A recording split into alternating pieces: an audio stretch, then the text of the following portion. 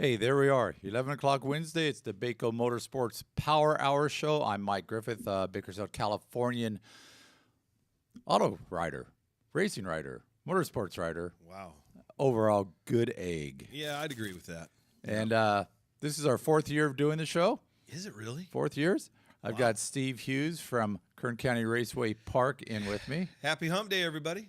Hump Day. Yeah. We've got lots to talk about this first boy. segment. Yep. It was a fun weekend of racing. Oh, boy, was there ever. Last week. We've been doing this show for, like I said, about this is our 4th year now. Been covering auto racing longer than Steve Hughes has been alive. Absolutely. And longer than I've been alive, the paper has. Yes. So back to the early 1900s, I guess. Wow. Long history of racing The old here. hill climbs out near Kern River in the Bluffs. Hill climbs there. They had a big mile-long oval racetrack at the old Kern County Fairgrounds out by Sam Lynn, where Sam Lynn Ballpark is there. Yep. Barney Oldfield and people racing there back in the day, That's 1911.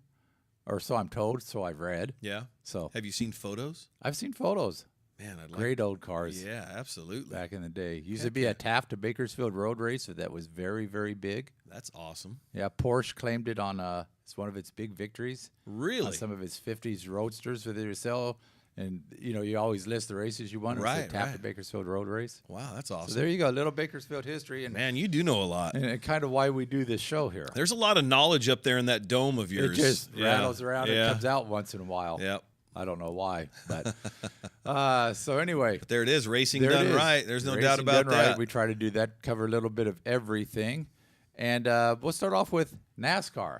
Okay, let's. Chris, why don't you show? Well, first we'll show this one picture, and then Chris, we have a video of something that transpired during the race. If we got the Team. Going down the back straightaway. He's coming off 2, headed down the back. It's a great battle. They go to the inside of the 2. Little bit of contact. The 22 gets to the white line. Oh, he gets loose underneath them. Yeah, he gets into him. I mean, it certainly wasn't intentional. It's just aggressive driving, going for the position. Watch Kyle keep at it. Keep it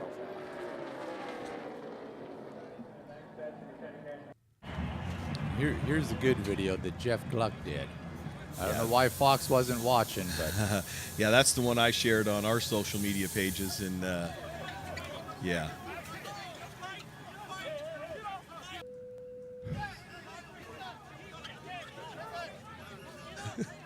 The thing that stood out to me is Bob Dillner in the background yelling, "Fight, fight, fight," you know, and the guy blowing the whistle. The official blowing the whistle and telling everybody to get down there. so there we have it. Well, you know, that was, let's talk There's Kurt Busch and Joey Logano. Kurt Busch was not a happy camper. as Kyle Busch. Kyle Busch. Yeah, Kyle Busch was not a happy camper. No, and he walked with purpose to Joey Logano's pit. I mean, basically he went where his wrecked race car ended up on pit road. He got out of the race car, removed his helmet, removed his fire sock, and walked right to Logano's pit. Which I didn't watch the race, and then I'm seeing all the tweets. Well, I watched some of it, then I had things to do. I'm saying, well, when I get back this evening, I've got to watch this thing. Sure. And so I'm watching this race, and I'm seeing the wreck, and I'm going, well, you know this is Kyle Busch, and you know that he's not going to be happy. Sure. So his why hometown track. My question was, why didn't Fox have a camera following him? Yeah. I don't understand that. But Jeff Gluck, who is Yeah. now covering NASCAR on his own, good for him because Yeah. he provided some pretty good video. I mean, he had that up. The alternate view is what they're calling it, you know, because Fox kind of caught it after the skirmish, you know, in the front of Logano's race car. But Gluck was right there, basically followed Kyle Busch right to the pit, saw the haymaker that just missed. Or glanced off. Yeah, it may have glanced off. That's a big old chin on Joey Logano. Just missed. Hard to according miss. to Joey. Yeah.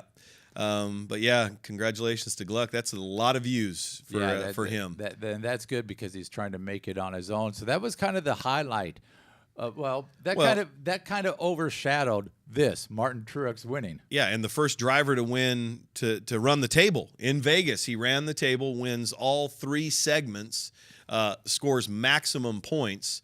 So he received the 10 bonus points for winning segment 1, the 10 bonus points for winning segment 2, the 40 points for winning segment 3, plus the bonus that will go with him all the way through the playoffs. Bonus playoff points. Yeah. Which you know, is 1 for each segment. It's huge. And 5 for the race win. Yeah. So yeah, that's it. And Mr. Harvick, Yeah. he was pretty happy. His car was coming up through the pack. through the field. Yeah. In that first segment, he was going to get some points, and a tire blew, and he hit the wall. Right front. I mean, you saw it. And even Rodney Childers said, man, that's a weird place to blow a tire, kind of in the, like right in the middle of the straightaway, right? Yeah. And when it blew, he hit the wall a ton. Hit it, and Safer Barrier there did a good thing. And when he responded on the radio, when his spotter said, "You all right?" or when Childers said, "Hey, you all right?" it was just a yeah. So it was a pretty hard hit for Kevin. That was a hard hit. 38th there. And Bad Brad on top, 132 points. Kyle Larson, 131. Chase Elliott, Martin Truex, and Joey Logano. And the little parentheses are those bonus points. Yes. You get playoff bonus That's points right. for winning races and segments. Yeah. And Kevin Harvick is down there a couple places other, and he's got 3 bonus points for winning 3 segments that carry over to the playoffs. You know what I've realized with this new segment racing and the new point system that they have in NASCAR is that the points get shuffled pretty darn quick because Kevin was in the points lead going into Vegas and shuffled all the way outside of the top 5 now. So I know it's early in the season, and you can accumulate a large number of points or finishing 36 like Kevin did, not very many points, but still, Kyle Larson, Chase Elliott, 2 and 3 right now. Yeah, it's interesting. It's going to be an interesting season. I kind of do like the segments because it does provide. I mean, you got to race hard. You got to get those points. The positives about Las Vegas. Earlier in the week before the race, we learned that Las Vegas will get a second Cup race in 2018. So they'll have a spring and a fall event, most likely right in the middle of the playoffs. That's pretty exciting for West Coast race fans. It's always very well attended from folks from our city, in our county, in our area, go over there for that one. And I don't think their attendance is going to suffer one bit. I think folks are going to want to see both Vegas races in 18. That's pretty cool. I think so. And on Saturday, Xfinity Series race, Ryan Reed 9th overall. I think he was 4th among the Xfinity drivers. Yeah, so that's good news for him. And that was all. He had a bad day the week before at Atlanta and said that's not indicative of how we are. And I think this proved it. Then you have Elliott Sadler, a lot of experience. He's leading the points, and Ryan's holding his own right there in second. Byron. Byron. Yeah. Got that. Daniel Hermick and Darrell Wallace Jr. Your top 5. So top 5. So Fords are running well. Yeah, very proud of that Ryan Reed guy. Yeah. Liking him right now, especially those all-important bonus points with 5. Yeah. So did you see the IndyCar race? There was an IndyCar race on. I knew there was. I heard it was a phenomenal race, but it was at St. Petersburg, Florida. They opened up their season there. I'm not sure I would use the adjective phenomenal. Okay. It was a race. Okay. Sebastian Bourdais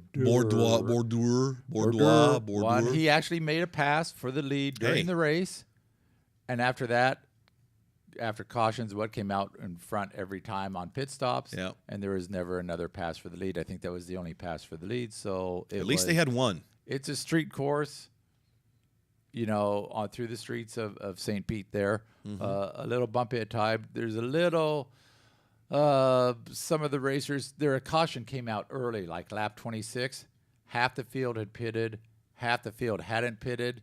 So if you had not pitted, you were pretty much screwed. Right. Because now you're going into the longest line coming out, and you weren't catching up on a road course. No, not a lot of passing going on and there throughout was the some field. debris on the track, but it was out of the groove, according to the drivers who had not pitted, and they didn't think the yellow. So that was the controversy out of Florida and the Indy cars. There's always some kind of controversy with IndyCar. Yeah. Next up, Toyota Grand Prix of Long Beach. Oh boy, that's always a good one. That's a good one because a lot of beautiful women, beautiful people come out for that race. Great weather, and what a great backdrop. And I really hope they have those off-road trucks run again down there. That's always cool. On the same course that the IndyCars run on. Yeah, that's April 9th down there. Oh, that's awesome. So that's that weekend. Yeah. There was a race at Madera Speedway. Oh, that was a big one. $5,000 to win. Night. $5,000 to win. Late model race. They had a lot of cars there for that. We had a couple local drivers. Buddy Shepard. I know Kevin Vernon was up there, but Racing Vernon crashed out. Yeah, unfortunate. Kind of got caught up in a something that wasn't his fault. Buddy ran well early, was moving up, was really close. I don't know if he got to first or He second, did lead it, first, yep. And he had to go. He had to pit For something. For something. There was a Right. problem with the car. There was a red flag, lap 26, which gave him the opportunity to go pit. Yep. Did whatever they had to. Came back out, dead last on the track. Got up there, led a bit, fought for the lead.